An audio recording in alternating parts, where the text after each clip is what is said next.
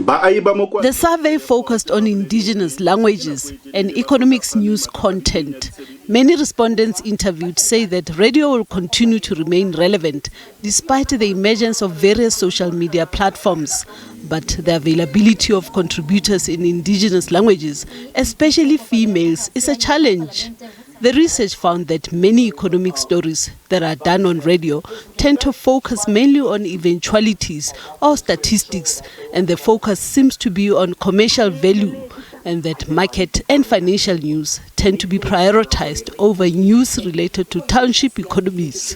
Economic news needs to be appealing and understandable, and the anchor themselves has to be quite approachable, because if that isn't the case, then the listenership wouldn't really engage with the topic, which makes sense. That's quite intuitive.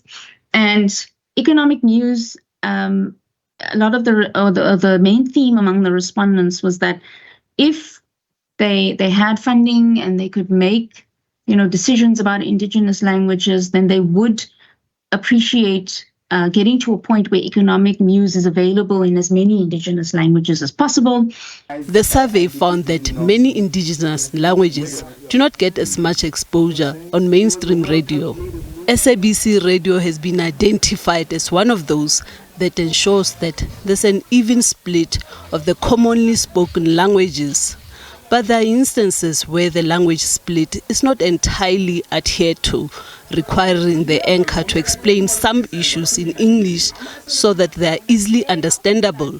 The survey revealed that radio stations have been able to apply the right kind of pressure, leading to a change in government policy and the private sector. Terminology is only useful if your audience member knows it. So it's a chicken and egg problem. So we do know from our own sort of backgrounds that technical words, say for the word foreign direct investment, it does exist.